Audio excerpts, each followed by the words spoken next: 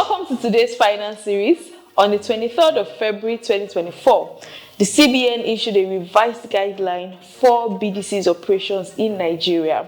The guideline largely covers the revised permissible activities, licensing requirements, corporate governance, and the new record keeping and reporting requirements, among others. So today we are going to be looking at these revised guidelines, what it is expected to cover, and the difference between what it is now and what it was previously in 2015. Follow me as we go into this round of presentation.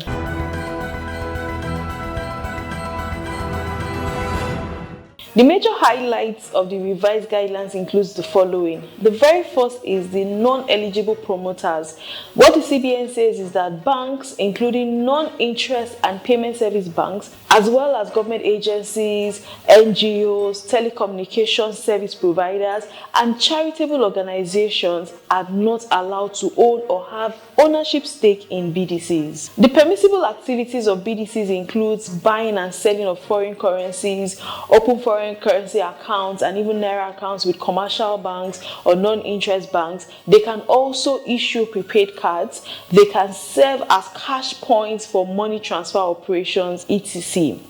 Non-permissible activities would include street trading, taking deposits, granting loans, dealing in gold, or even engaging in capital market activities, among others. Moving on, let's look at the licensing category. Now, the CBN has categorized the BDC license into two buckets. One is the Tier 1 and the Tier 2. So as a Tier 1 BDC, you are authorized to operate on a national basis, have branches and franchises, all subject to the CBN's approval. As a Tier 2 BDC, you can operate only in one state or in the Federal Capital Territory. You may also have up to 3 locations. One is the head office, and then 2 branches, all subject to the CBN's approval. Taking it a step further, let's look at the minimum capital requirement. As a Tier 1 BDC operator, the minimum capital requirement is 2 billion naira, and as a Tier 2 is 500 million naira. Now recall that there are other fees such as mandatory caution deposits, non-refundable license fees, etc., and a number of others that were specified. Previously, it was 35 million that was the capital requirement. The next is license renewal. BDC licenses would expire 31st of December every year and is expected to be renewed annually.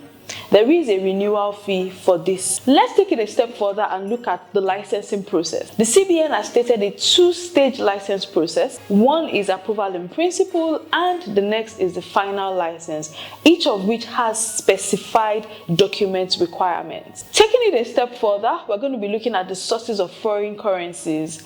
BDCs can source foreign currencies from tourists, expatriates with foreign exchange inflows from work, travels, international money transfer operators, hotels that are authorized buyers of foreign currencies, etc.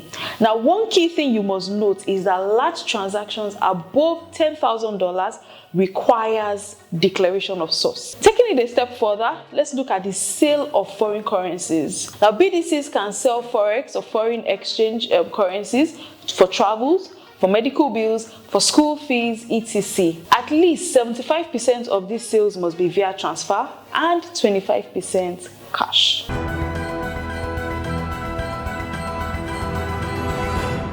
Now, let's look at the corporate governance requirements. Board composition would include a minimum of 5 for both Tier 1 and Tier 2, and a maximum of 9 members for Tier 1 and 7 members for Tier 2 BDC. Now, previously, it was a minimum of 3 and a maximum of 5 directors. Moving on, the CBN has said that the number of independent non-executive directors shall be at least 2 for a Tier 1 BDC and 1 for a Tier 2 BDC. Now, a Tier 1 BDC should have an executive director other than the MD or the CEO, while a Tier 2 BDC may have an ED apart from the MD or the CEO. Taking it a step further, no board of a BDC shall consist of only one gender. So you must have, gender equality. Now, the CBN has said that to promote a gender-inclusive board, BDCs shall take a practical approach to women economic empowerment in line with the Nigerian Sustainable Banking Principles. These and many more are the guidelines provided by the CBN. This is expected to help regulate activities and operations within the BDC space in Nigeria. I hope this information has been very helpful. I hope you've been able to get insight into the new developments that is coming up with respect to BDC operators in Nigeria. Thank you so much for your time. Thank you for listening, and do have a great one.